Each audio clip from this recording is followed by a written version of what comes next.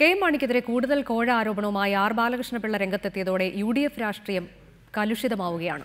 ഗണേശന് പിന്നാലെ പിള്ളയെയും തള്ളണോ കൊള്ളണോ എന്ന ധർമ്മസങ്കടത്തിലാണ് യു.ഡി.എഫ് നേതൃത്വം.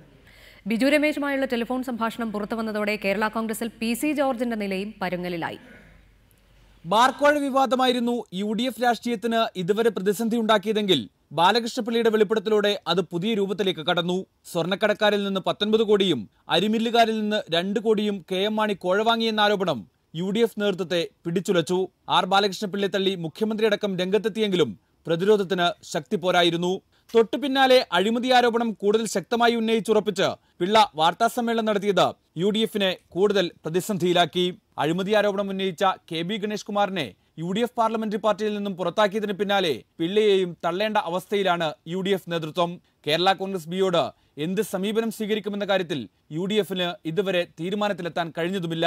പുതിയ ആരോപണങ്ങളിന്മേൽ അന്വേഷണം ആവശ്യപ്പെട്ട് പ്രതിപക്ഷം രംഗത്തെത്തിയതും സർക്കാരിന് പ്രതിസന്ധി ഉണ്ടാക്കുന്നു. Lalithakumari versus state of UP കേസിലെ വിധി ഈ ആരോപണങ്ങളിലും പ്രാവർത്തികമാക്കിയാൽ കെ എം മാണിയുടെ നില കൂടുതൽ പരുങ്ങലിലാകും എന്നർത്ഥം. പുതിയ അഴിമതി ആരോപണത്തിനൊപ്പം പി.സി. ജോർജിന്റെ വാക്കുകൾ പുറത്തു വന്നതും കേരള കോൺഗ്രസിനെ പിടിച്ചുലച്ചു. ബിജു രമേശിനെ കാണാനാവശ്യപ്പെടുന്ന പി.സി. ജോർജ് കെ എം മാണിയെ തള്ളിപ്പറയുന്നതാണ് സംഭാഷണം. ഇതോടെ കോൺഗ്രസിനെതിരെ കേരള കോൺഗ്രസ് ഉയർത്തുന്ന ഗൂഢാലോചനാവാദവും ചുഴിയിലകപ്പെട്ടു. വരും ദിവസങ്ങളിൽ യു.ഡി.എഫ് രാഷ്ട്രീയത്തിൽ ഈ അഴിമതി ആരോപണങ്ങൾ ഉണ്ടാക്കാൻ പോകുന്ന ചലനങ്ങൾ ചെറുതാകില്ലെന്നർത്ഥം. റിപ്പോർട്ടർ, തിരുവനന്തപുരം.